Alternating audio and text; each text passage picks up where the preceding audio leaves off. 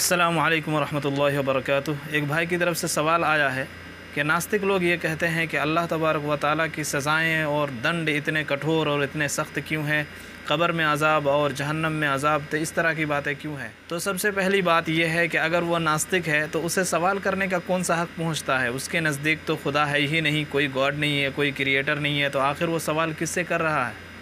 اسے تو فکر نہیں ہونی چاہیے، وہ مٹی میں سڑ گل جائے گا، دوبارہ اس کو زندہ نہیں ہونا ہے، تو اسے فکر نہیں ہونی چاہیے۔ اگر وہ سوال کر رہا ہے اس لحاظ سے کہ خدا ہے، گاڈ ہے، تو اسے مان لینا چاہیے، بات ختم۔ اگر کوئی غیر مسلم سوال کر رہا ہے تو اگر وہ سمجھتا ہے کہ قرآن کا خدا کوئی دوسرا خدا ہے، پیغمبر محمد صلی اللہ علیہ وسلم کے خدا کوئی دوسرے خدا ہیں، تو اس کو چاہیے کہ اپنے ایشور سے کہے کہ مجھے اس کے عذاب سے بچا لے۔ اگر وہ بچا سکتا ہے تو ٹھیک ہے، اس سے دعا کرے، اس کی پوجا کرے، خوب اس کا شکر ادا کرے، لیکن وہ بچا نہیں سکتا ہے تو جو بچا سکتا ہے اس کو مان لے، بات ختم۔ تو اسی لیے قرآن مجید کو یا نبی صلی اللہ علیہ وسلم کو اللہ تبارک و تعالیٰ نے بشیر اور نذیر کہا ہے، خوشخبری دینے والا اور ڈرانے والا۔ تو اس کا مطلب یہ ہے کہ قرآن، رسول صلی اللہ علیہ وسلم کچھ لوگوں کے لیے خوشخبری دینے والے ہیں اور کچھ لوگوں کے لیے چیتاونی دینے والے ہیں۔ تو جو ایمان لاتے ہیں ان کے لیے خوشخبری ہے، اور جو ایمان نہیں لاتے ہیں ان کے لیے تو چیتاونی ہے، دونوں برابر نہیں ہو سکتے ہیں۔ افنجعل المسلمین کالمجرمین ما لکم کیف تحکمون، کیا ہم اسلام لانے والے، ایمان لانے والے اور جرم کرنے والے دونوں کو برابر کر دیں؟ کیسا فیصلہ کرتے ہو؟ دوسری بات یہ ہے کہ آپ ایک دیش سے دوسرے دیش کی طرف جاتے ہیں تو وہاں نیم بدل جاتا ہے، ایک دیش کا نیم دوسرے دیش کے نیم سے الگ ہوتا ہے۔ کسی دیش میں ایک کام کریں تو وہ کرائم ہوتا ہے، دوسرے دیش میں وہی کام کریں تو کرائم نہیں ہوتا ہے۔ تو جگہ کے بدلنے سے سزا بھی بدل جاتی ہے، اس کا حکم بھی بدل جاتا ہے، حتیٰ کہ کسی دیش میں آپ وہی کام کریں تو وہ کرائم ہی نہیں رہتا ہے۔ تو اسی طرح آخرت، مرنے کے بعد جو زندگی ہے وہاں کا نیم الگ الگ ہے۔ یہ تو اللہ تعالیٰ کی مہربانی ہے کہ اس نے پہلے ہی چیتاونی دے دی، پہلے ہی خبر کر دی ہے کہ موت کے بعد والی زندگی ہے، وہاں کا قانون کیا ہوگا۔ تو اسی کے مطابق عقل مندی کا تقاضا یہ ہے کہ تیاری کر لی جائے۔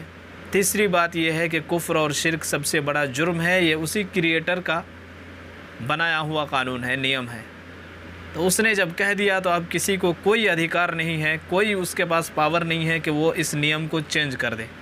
یہ سب سے بڑا جرم ہے، اسی لیے اس کی سزا سب سے کٹھور ہونے والی ہے۔ اور اس کے علاوہ جو پاپ ہے، جو اپرادھ ہے، اس کی سزائیں تو ہوں گی لیکن کم ہوں گی۔ اور جو ایمان لے آتے ہیں، کفر اور شرک کے راستے سے نکل آتے ہیں، ان کے لیے جنت ہے، بعد میں سزا بھگتنے کے بعد ان کو آخر میں جنت مل جائے گی۔ تو آپ کرائم تو دیکھیں نا، کفر اور شرک کو اس کریٹر نے سب سے بڑا جرم قرار دیا ہے، لہٰذا عقل مندی کا تقاضا یہ ہے کہ اس کرائم سے آپ بچیں۔ آخر آپ کو کون زبردستی کر رہا ہے؟ دھن کا لوبھ ہے، یا دوسروں کا ڈر ہے، یا اپنی وراثت کی زیادہ فکر ہے، اپنی جان کی فکر کم ہے؟ تو یہ سب آپ کے سوچنے کا وشے ہے۔ شرک اور کفر سے بچتے رہیے، بہت آسان کام ہے۔ پہلے زمانے میں تو یہ بہت مشکل کام تھا۔ صحابہ کرام کی زندگی آپ پڑھیں گے تو آپ کو پتہ چلے گا کہ ان کو اپنے دھن دولت کی قربانی دینی پڑی، بال بچوں کو چھوڑ کر کے، اپنے گھر بار کو چھوڑ کر کے دوسرے دیش میں بھاگنا پڑا ان کو۔ کتنا مشکل کام تھا، لیکن انہوں نے کیا۔ خود ریسرچ کرنا چاہیے اور پھر صحیح اور درست اپنے حق میں جو فیصلہ، صحیح فیصلہ ہو اسے لینا چاہیے۔ دوسروں کی باتوں پر، دوسرے کے بہکاوے میں نہیں آنا چاہیے۔ آپ دوسرے کہ کسی دیش میں جاتے ہیں، آپ کو وہاں پر پتہ چلتا ہے کہ یہاں پہ یہ کرائم کرنا بہت ہی خطرناک ہے، اس کرائم کی سزا بہت بھیانک ہے۔ تو ایک عقل مند آدمی جو رہے گا وہ کرائم نہیں کرے گا، کیونکہ وہ جانتا ہے کہ پھر اس کا حشر کیا ہونے والا ہے۔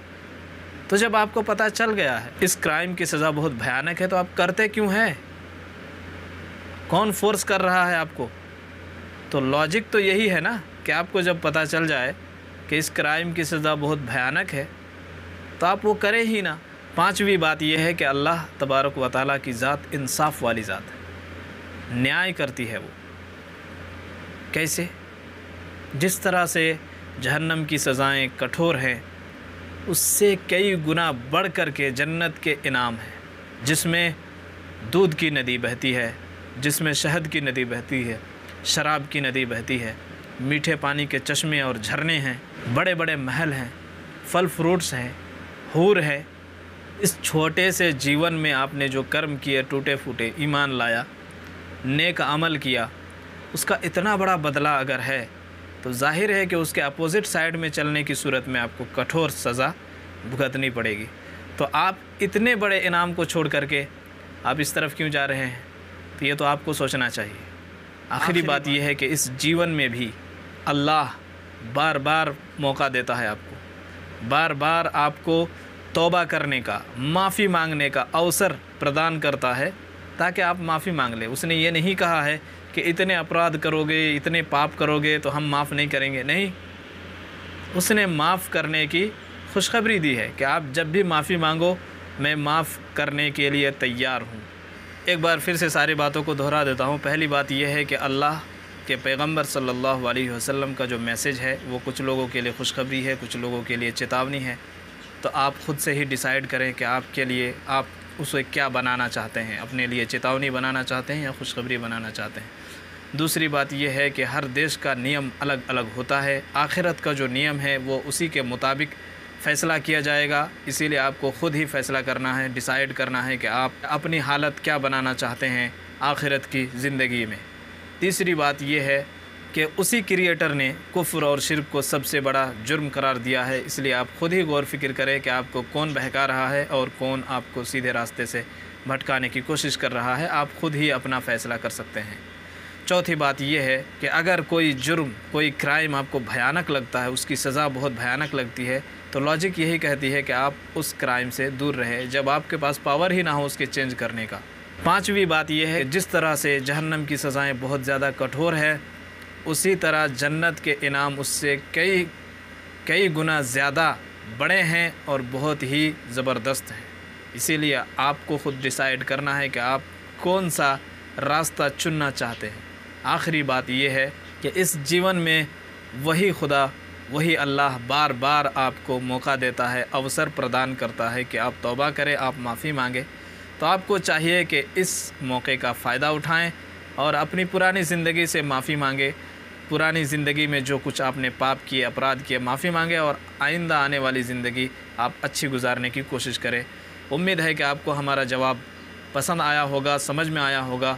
اگر کوئی آپ کے ذہن میں پرشن ہے، سوال ہے تو آپ ضرور کمنٹ باکس میں کر سکتے ہیں۔ بہت بہت شکریہ، دھنیہ واد۔